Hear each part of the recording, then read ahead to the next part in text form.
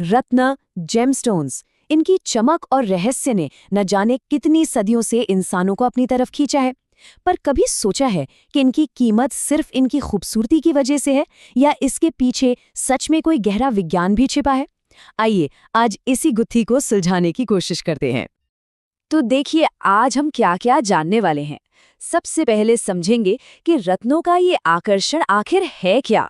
फिर बात करेंगे उस थ्योरी की जो कहती है कि इनमें एनर्जी होती है। इसके बाद हम ग्रहों और एलिमेंट्स के साथ इनके कनेक्शन को समझेंगे।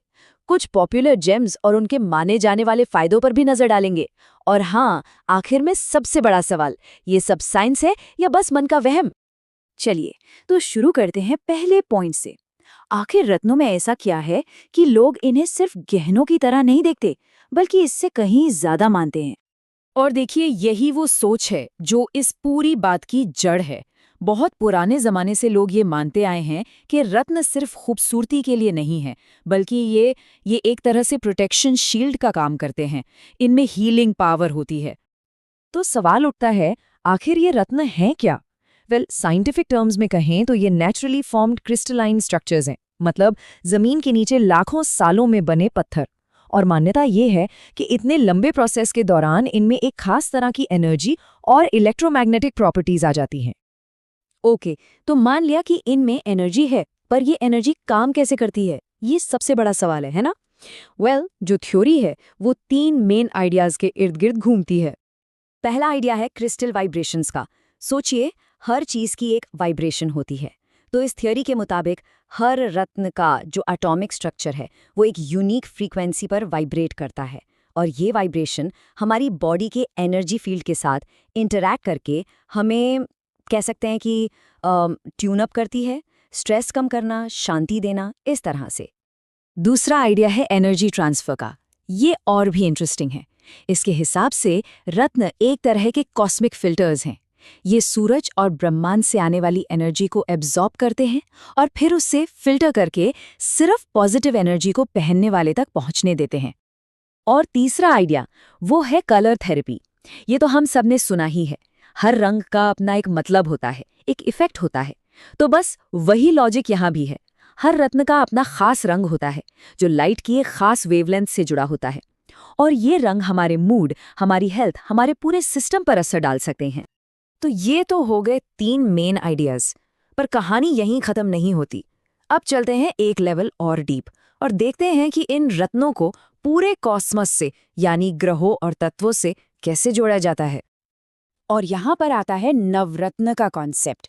ये बहुत फैसिनेटिंग है। इस सिस्टम के हिसाब से एस्ट्रोलॉजी के जो 9 मेन प्लैनेट्स हैं, हर प्लैनेट का अपना एक रिप्रेजेंटेटिव जेमस्टोन है। जैसे सूर्य के लिए माणिक, चंद्रमा के लिए मोती। और माना यह जाता है कि ये रत्न उस ग्रह की एनर्जी को चैनल करके पहनने वाले तक पहुंचाते हैं।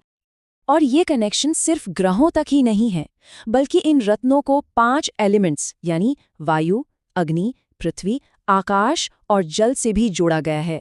तो आप देख रहे हैं ये क्लासिफिकेशन कितना डिटेल है। ऑल राइट, थियरी बहुत हो गई, अब थोड़ा प्रैक्टिकल होते हैं।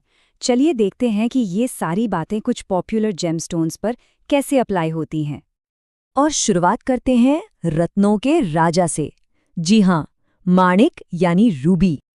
तो माणिक को सीधे सीधे सूरज से जोड़ा जाता है, मतलब पावर, पैशन, प्रॉस्पेरिटी, ये सब। माना जाता है कि ये सूरज से लाइफ फोर्स को ड्रॉ करता है और स्ट्रेस फ्री लाइफ जीने में मदद करता है। माणिक के बाद अब बात करते हैं मोती की। अगर माणिक सूरज है तो मोती बिल्कुल सही, चंद्रमा का रत्न है। और चंद्रमा मन का कारक होता है ना? तो मोती का काम भी मन से ही जुड़ा है। मेंटल हार्मनी, शांति, गुस्से पर कंट्रोल और तो और ये इंट्यूशन यानी अंतर्ज्ञान को भी बढ़ाता है, ऐसा कहा जाता है। चलिए अब आगे बढ़ते हैं पन्ना की तरफ, AKA एमरल्ड। और इसका कनेक्शन है बुध ग्रह से। बुध ग्रह यानी इंटेलिजेंस और कम्युनिकेशन का ग्रह। तो जाहिर है पन्ना भी मेंटल वेलनेस, कम्युनिकेशन स्किल्स और इंटेलेक्ट को एनहेंस करने के लिए जाना जाता है। कहते हैं कि ये प्यार, उम्मीद और प्रॉस्पेरिटी का सिंबल है। ओके, अब जरा रुकिए। अगले रत्न के बारे में बात करने से पहले एक बहुत जरूरी वार्निंग। नीलम यानी ब्लू सैफायर, इसके बारे में कहा जाता है कि ये बहुत पावरफुल है, इतना पावरफुल कि ये उल्टा असर भी कर सकता है। इसीलिए सलाह दी जाती है कि इसे पहनने से पहले कम से कम 1 हफ्ते तक टेस्ट जरूर करना चाहिए। लेकिन अगर ये सूट कर जाए तो फिर क्या कहने। शनि ग्रह से जुड़ा ये रत्न धन, सेहत, खुशी सब कुछ दे सकता है। इसे इंसाइट और स्पिरिचुअल एनलाइटनमेंट का पत्थर भी माना जाता है। तो इतनी सारी बातें, इतने सारे दावे। अब वापस आते हैं अपने सबसे बड़े सवाल पर, साइंस या सिर्फ सेंटिमेंट। चलिए देखते हैं कि हमारा सोर्स मटेरियल आखिर में क्या कहता है। और यहाँ बात काफी इंटरेस्टिंग हो जाती है। देखिए, सोर्स एक बैलेंस्ड व्यू देता है। एक तरफ साइंटिफिक व्यू पॉइंट है जो कहता है कि हाँ, रत्नों के रंग और टेक्सचर से मूड लिफ्ट हो सकता है, स्ट्रेस कम हो सकता है, एक साइकोलॉजिकल इफेक्ट होता है।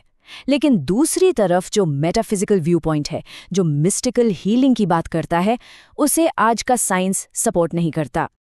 तो आखिर टेकअवे क्या है? शायद असली पावर उस पत्थर में नहीं, बल्कि उसे पहनने की प्रोसेस में है। जब कोई एक रत्न चुनता है, उसे पहनता है, तो ये एक्शन ही अपने आप में एक सेंस ऑफ एम्पावरमेंट देता है, एक पॉजिटिव फोकस देता है। तो आखिर में ये सवाल बचता है, और इसका जवाब शायद हर किसी के लिए अलग हो। एक रत्न की असली ताकत कहाँ है? उसकी कॉस्मिक एनर्जी में, उसकी फिजिकल ब्यूटी में, या फिर पहनने वाले के विश्वास में? इस पर सोचिएगा जरूर।